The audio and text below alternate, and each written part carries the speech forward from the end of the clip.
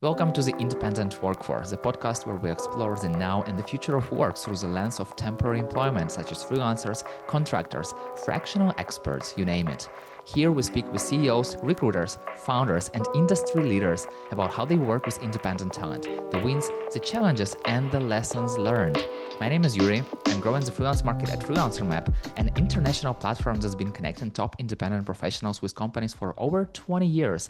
And my guest is Przemek Glosny, a serial entrepreneur and the CEO of Useme, a platform that helps companies work with freelancers quickly, legally, and securely, who, with the Useme team, has helped more than 50,000 companies, including IKEA, Samsung, and HBO, to collaborate with independent talent. So, welcome, Przemek.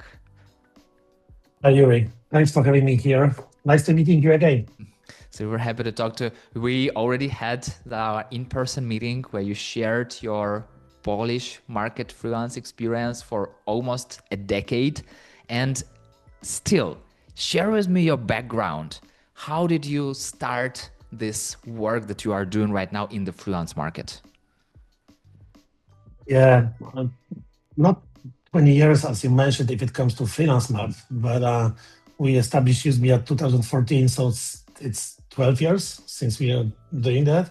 And the first idea that came to my mind was I was working on a internet like zine magazine, some kind of like a cultural magazine, and I was working with freelancers back then, and all the time it's very difficult to account the remote jobs. So I was thinking what could be done better, and like I came up with the idea how to do it via internet, and it was like really new back then, and but I was solving my own problem, and then I just wanted to make it work much better, and that was the idea of Useme, and it's like we have been doing that for 12 years now. It's something that's still stuck in my mind. Something that you've said that for recent, like 2, 3, 4 years, you started using the word freelancer, and you haven't used it before in Poland because freelancer was not a good word to use because people were not, oh, freelancer. Maybe you don't have a job. Maybe you're a bad specialist. Oh, who are you? And something changed. So tell me, from your perspective, how has the independent workforce market evolved in the past few years, especially in Poland?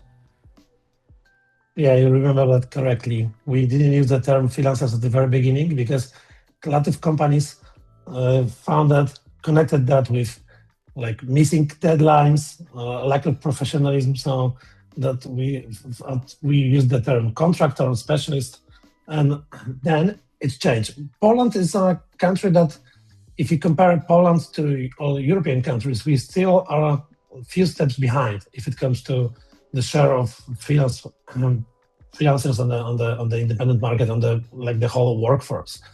And I see, so like I think it was 2017 or 18 when we started to use the term freelancers because more professionals were entering the market, and when freelancers didn't connect with this lack of professionalism. And right now we see another change that people, I mean, that they're changing the term from freelancers to just experts, remote experts, because like a lot of people don't see themselves as freelancers; they just see themselves as some specialists, and they don't want to be connected with that term. And we kind of agree with that. We are thinking about another change from freelancer to just expert. Yeah, but I feel like when you are just experts, it also can be a little bit of a catch-22 because you have to also, if you are working independently, you have to be a business. You can't be just an expert. You have to market yourself. You have to sell yourself. You have to deal with taxes. You help with Useme a little bit with accounting and payments and all this stuff. And still, you have to be out there. You have to find clients. You have to come with them. So I'm curious. On one side, you have external independent expert who are delivering some services. On the other side, you have companies. So in Poland, who are those companies who are hiring freelancers? What separates them from all other that are not hiring such experts? Okay, it's needs a short explanation what we do at the very beginning, because that could be like helps you understand what actually we are doing. So like 98% of the transactions we do are between freelancers and their own clients. They think meet whenever they want, like in other marketplaces in real life. They just come to us to just account the last mile of a remote job. And our goal is to make it safe, easy, and fast. And this is something that we care the most. And at the very beginning, we saw that freelancers were used by small companies, and right now it's changing. You mentioned at the very beginning that we do have some like huge and well-known corporations from our clients. So as it is right now, companies see more frequently that they can just buy expertise on demand. They don't need to hire a full-time employee to just buy expertise. So whenever they are running a project right now, they can just bring someone from the outside to just bring the knowledge to the company. And right now, this is somehow like a strategic choice for the company. If they want to just look for a full-time employee, overpay them, or just buy someone to bring the knowledge to the company and just run the project and then find someone else like in another project. We are not, Useme is not about just one-offs. It's not a typical marketplace. What we want to do, we want to build a connection between freelancers and their clients, and this is like recurring one-offs, because you don't want to hire a new graphic designer for every job. When you get like, you trust someone. Whenever you have another gig, you just want to hire the same person. You don't want to hire a new graphic designer for every design. So the strong connection between both sides, this is our goal.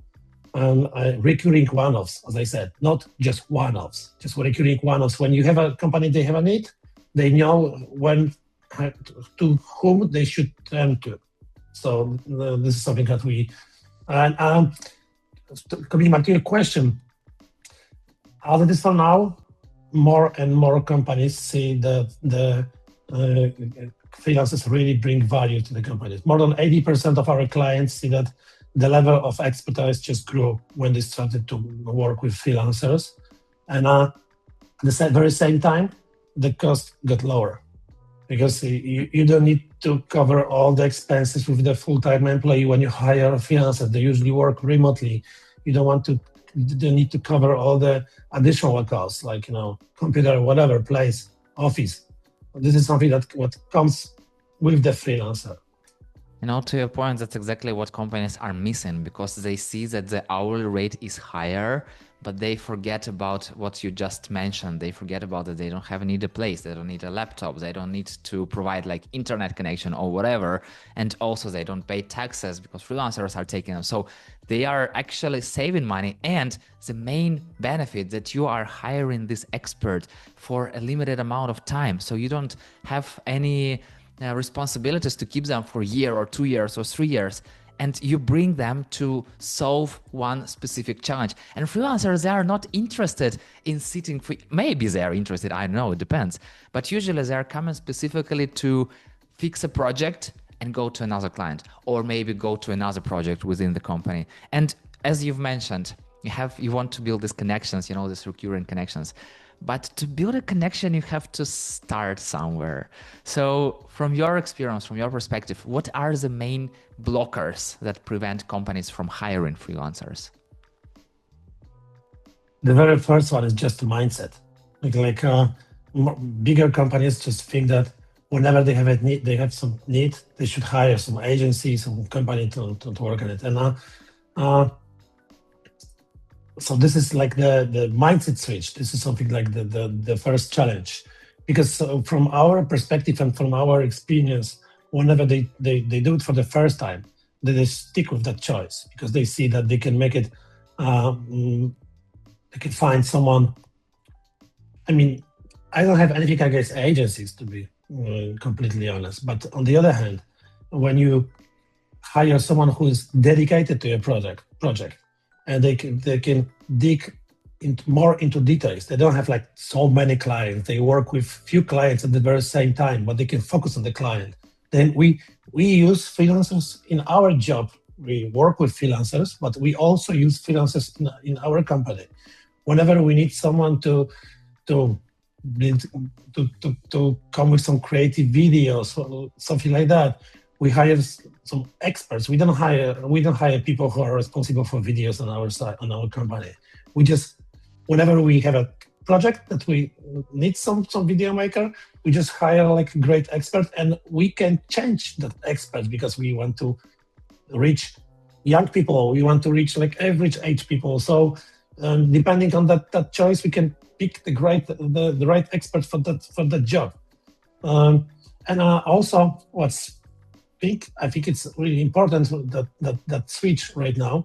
So the pricing is changing from like paying for time, just paying for the value, and this is the switch that we are just watching right now. That freelancers are not interested in running like a long-lasting project without an end.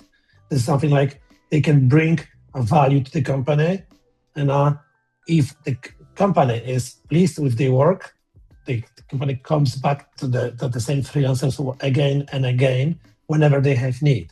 So this is the relation I mentioned. And then from the freelancers' perspective, this is something like 2/3 of the freelancers all over the world work with the more expertise they get, the more experienced they are, they don't need to look for new clients all over the world, all over the web. They just can stick with the same recurring clients, and then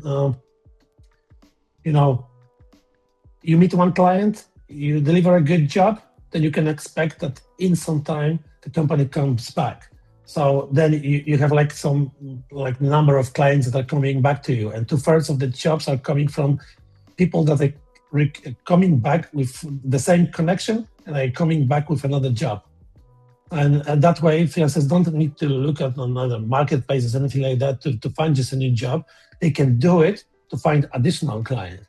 But more experienced you are, you work with the same people. Yeah, I know freelancers who have lined up clients and they are communicating 2 months, 3 months upfront. If someone wants to work with them, they know that, okay, I can hire this person in like 2 months or 3 months. Of course, sometimes companies cannot wait and they go on the market and find another one, which is also great because there are a lot of experts out there and you always can find someone else and, kind of like build your community of freelancers that you want to work with. And to your point, it's very great tool for being flexible. It's something that companies are forgetting about. We see so many layoffs all over the world. The companies got a lot of people inside the company and then they're laying them off and everyone is sad. Companies are sad, people are sad, economy is going down. But why should you hire so many people if you can hire experts, independent talents, that you get them for the project? And then no hard feelings. Everyone is happy. You happy that you get your project done. They happy that they earn some money and get some experience. And also to a point, when you come back to the same freelancer, this freelancer is not the same because while you had this pause, they went on the market and get more and more and more experience. So basically, when you're coming back to one freelancer, you're coming back to almost new expert. You already know how amazing they are. And then you're coming back with extra experience from the market. And also, mindset. Exactly. Coming back to the mindset. It's the hardest part. It's something that people I'm not just talking about companies. No one wants to change their mindset. It's like the hardest part people are struggling with. So where do companies start? What is the first step to change this mindset? They just need to give a try. The first step is the hardest because when you are used to, whenever you have a job and you are used to hire some company to do that. And as I said, that the change we observed for the past 12 years. Right now, the average age of freelancers is growing. And this is because more experts are changing their role from working for a corporation to independent workforce. And so if you see the average age of freelancers in Poland, they're like 12 years ago, we had like 6% of people who are like 45 plus age. Right now, it's 18%. And it means that that's their choice. It's not like they need. they want to work with, want to work with different projects, with different companies. In the same way, as you said, whenever they work with different clients, they get some knowledge, they get some expertise, they get some examples how to solve the problem. And you just buy that expertise, buy that knowledge, and okay, coming back, when to start. I think, as I said before, sooner you start, better for you, for the company, because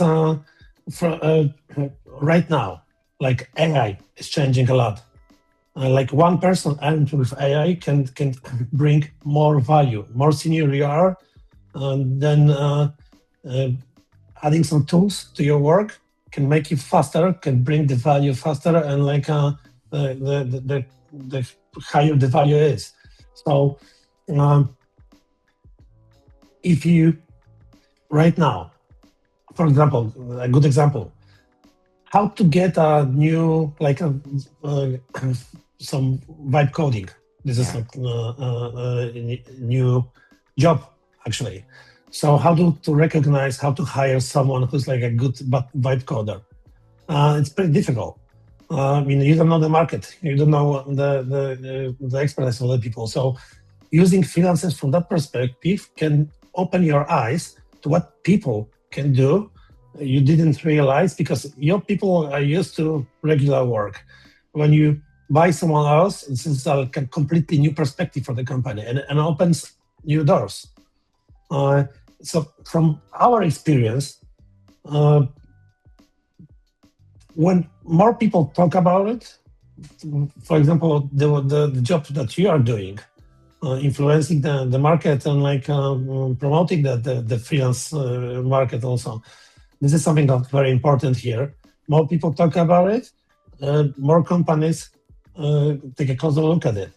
And the first, I mean, if you are a company owner and you just look around from your friends, from other companies, some entrepreneurs, then you can realize that more than 60% of companies are using freelancers right now on a monthly basis.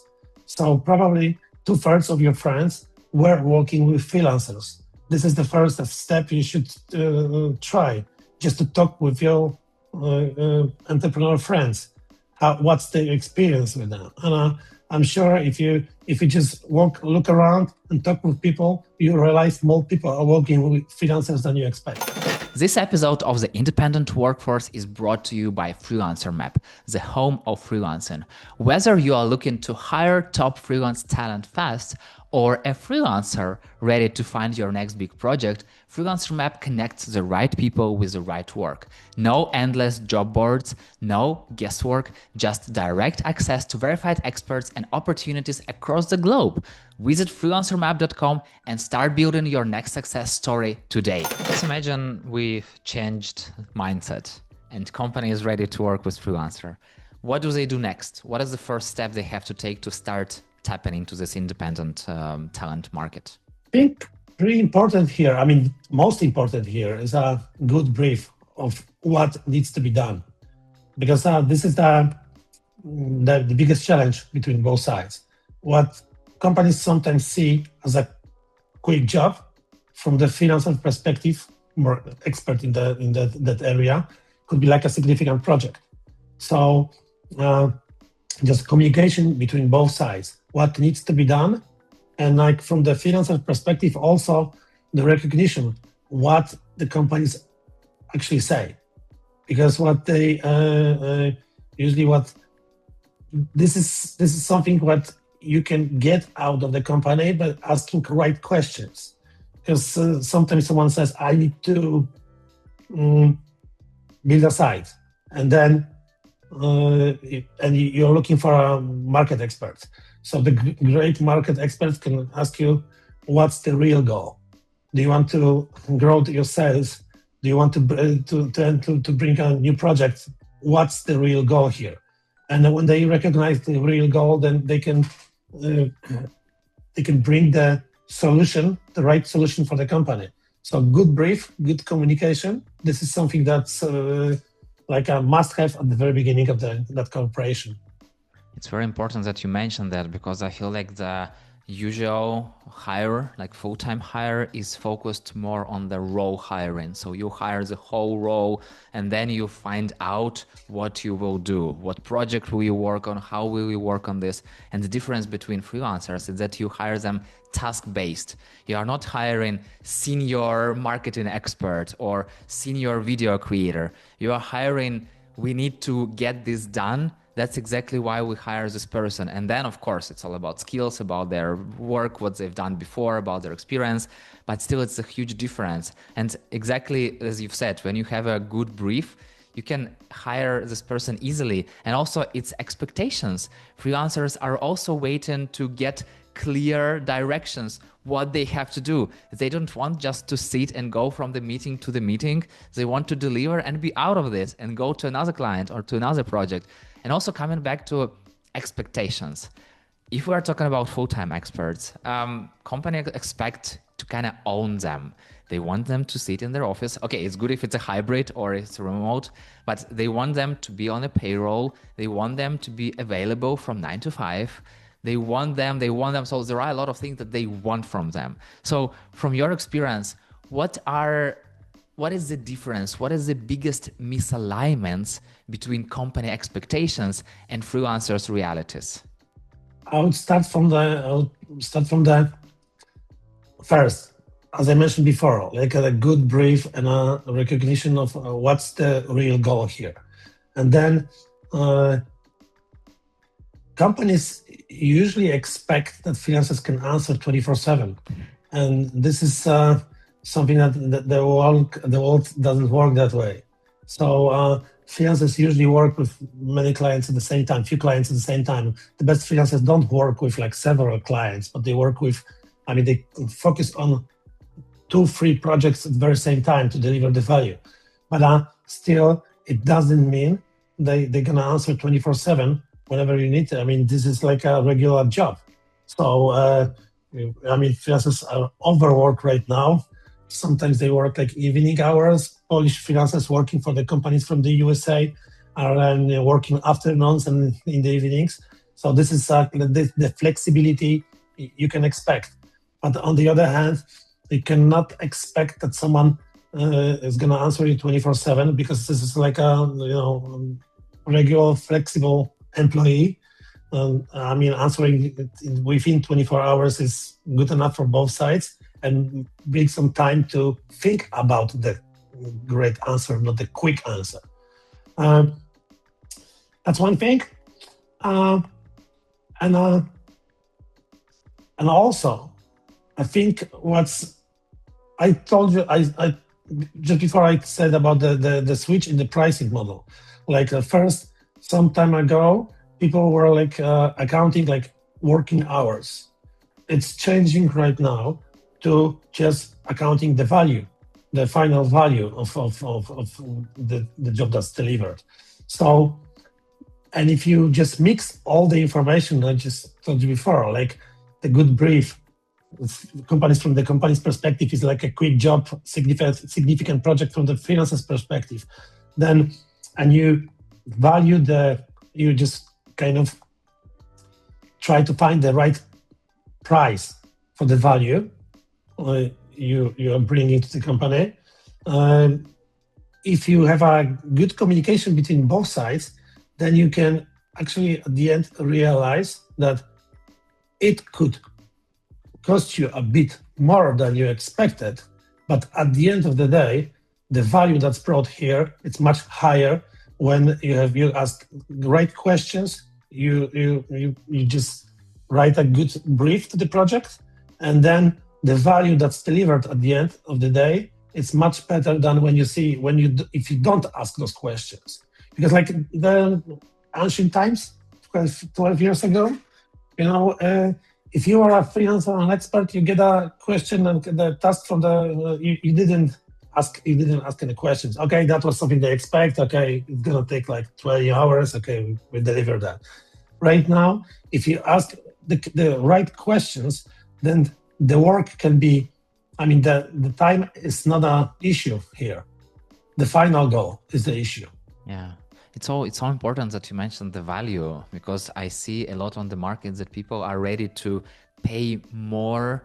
I mean, like, it's not like people are ready to pay more for the low value, but people want to pay less for the bigger value, for the higher value. It's so interesting, because I never seen examples when someone is ready to pay, I don't know, 5,000 euros for something that brings 100 euro in value or in like return.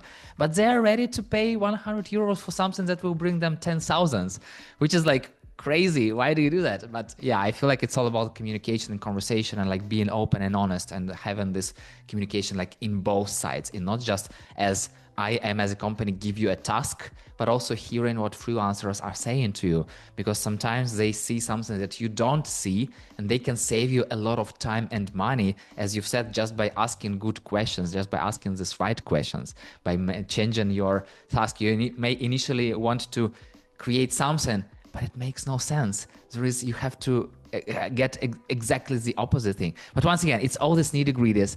And coming from the freelancer side, from your experience, what are the most common frustrations? What freelancers usually dislike when they work with companies? See the typical project. That's something that really annoys freelancers is the lack of trust. So let's let's see like that kind of example. You order a design from like an expert, and then I remember that from our experience also. We were thinking about how to change our UI on the service, and we were working with an independent designer, a very good expert, and he said, "Okay, what's the goal?" Said, "Okay, we want to change something because we don't like the way it looks like." Said, "What?" And okay, but what's the goal? So we want to feel connected. We want to change the UI to make it more friendly for independent freelancers, for independent workforce. Okay, so who are them? And then what average age of them? And then when you listen to that, then you can say, okay, you need to do something like that to make them feel they like these are the colors, this is the feeling that people want to connect with that kind of site like you have.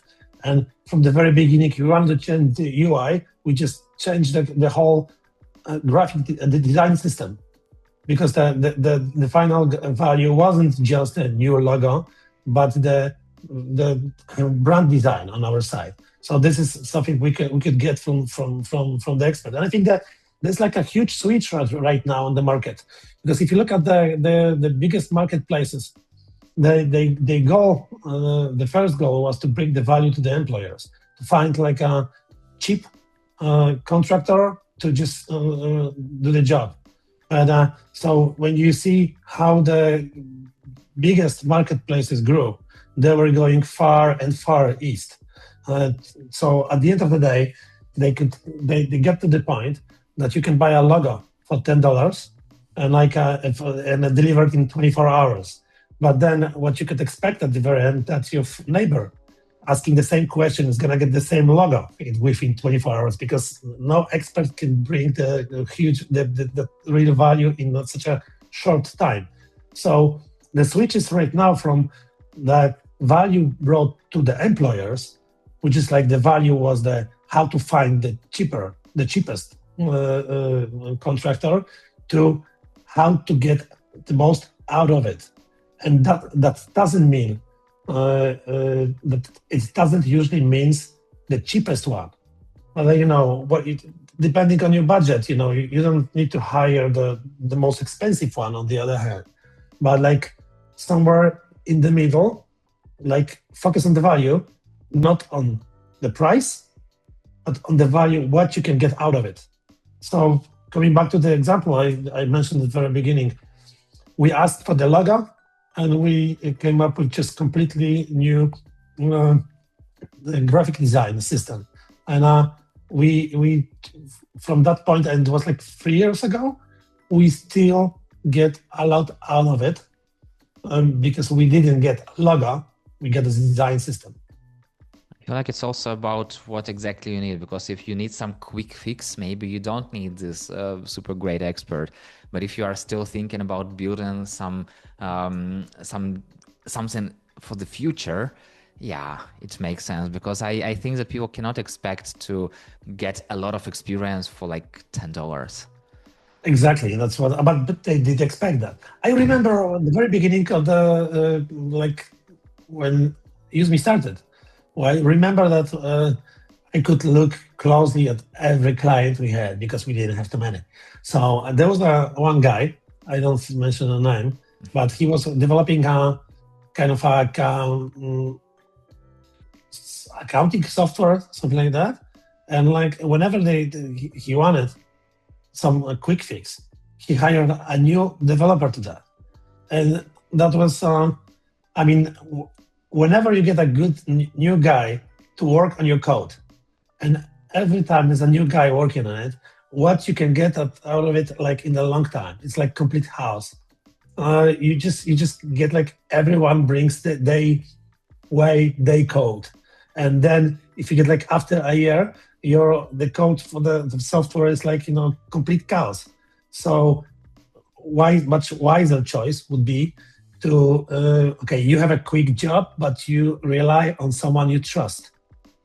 Yeah, I feel like, to your point of the code, there is a book called Clean Code. And I think that every developer needs to read it to understand how to, because sometimes when I was coding myself some time ago, and when I was seeing like code of my friends, I was like, where is your cycle starts? I cannot see it. How do you understand what's happening? And he was like, yeah, here, look, here, everything is happening here. But like for another person, like, yeah, someone else's code is crazy. And also, I love your example when you hired this person and they told you why. What do you want to achieve? Because that's exactly one of the main differences between full-time experts and freelancers. Because independent experts, they can call shit. They are really not afraid of losing a job because you are one of their many clients, and they can really tell what they think. They can always be open with you and share their experiences, because sometimes when you are a full-time expert, you might be afraid to lose your job, and you can become kind of like the manager pleaser. Of course, it's always manager's problem if they rise up such experts, but let's be honest, sometimes it happens. Yeah, A lot of exactly. time it happens. Good point. That's a very good point, because like it's I wouldn't say this is the matter you can find a new client, but you want to finish the job with the client that's pleased with your job. And if you just say yes to everything client expect, you don't ask the right questions, at the end of the day they can get what they asked for, but they don't have to be happy with it, because like you cannot expect. I mean, no company is expert in everything.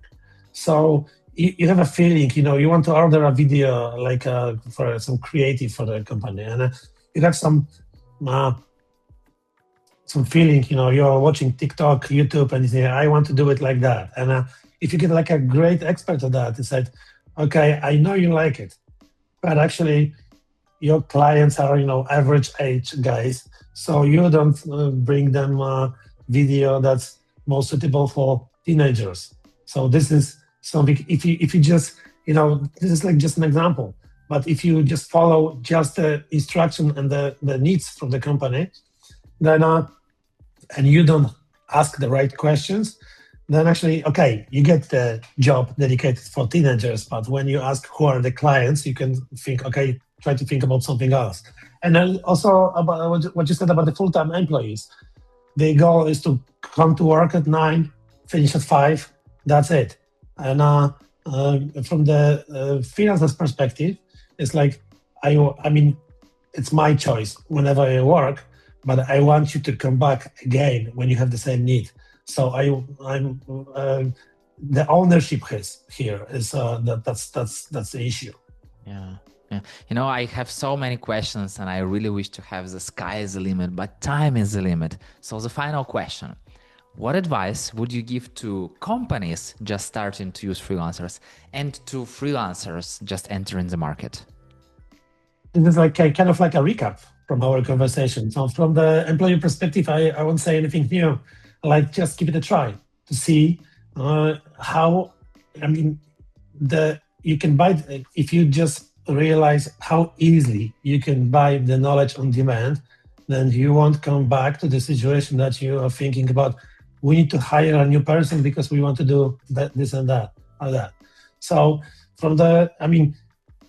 this is a give it a try from our experience. If company try that, they just come back like month by month of that. So the first step is the most important here. If it comes to the advice from the freelancer's perspective, I think that the good advice is that don't put all eggs in one basket.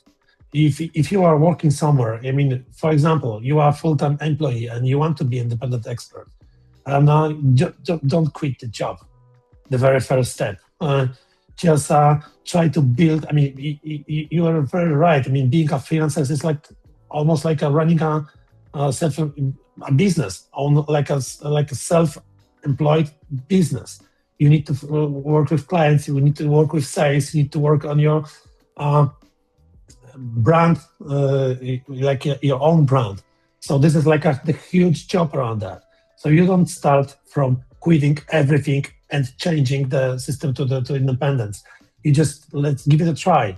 Work with the first client, get some experience. When you see that you are getting more and more money out of it, then you can do the switch. You can do this final switch. But first, give it a try. Work with clients. See if it's for you. Because it's not everyone could be like a good independent expert or a freelancer. It's not job for everyone. Some people feel much better if they are full-time employees, and that's perfectly fine. I mean, not everybody could be a freelancer, and so first try and see if it's for you. Last but not least, name 2 people I should reach out to talk about the independent workforce. Interesting question. Okay, first, Marcel Lewinsky is the guy who can help you. Like, if you are a company, what you can get out of working with freelancers, or how to be a freelancer, so what you can expect. Zuza is like a great choice to talk about it. But you said about the 2 person, but actually I mentioned 2 people from Useme, so this is like 1 person. Another, I think, good try, and this is like completely new way. Try to speak with someone from these AI tool companies, how they see their tools bring the value for the market, because I see that, like Cloud Code, Cursor, Lovable, these tools can arm freelancers with some new knowledge, and that perspective might be helpful for all the freelancers. Got it. We'll reach out to those people. There are many people out there. There are many experts, and it's definitely a good idea. So thank you for sharing that. And what is one question that I should have asked you about the freelance market, but didn't? I think you ask like very good questions here. So perhaps we can talk a bit about what's the future of this global workforce, because it's something like this is something we didn't speak a lot about, but I think it's kind of important. I remember 14 years ago when I was working for the European Union grant to start Useme. I was looking for some reports to see, what is the data that can explain easily to experts that this is a good choice to finance that kind of project. And I came to I saw some reports saying that the future is about independent workforce, because due to demographic changes, like Europe, this is a great example. I mean, in every country you can see that the population is getting smaller and smaller.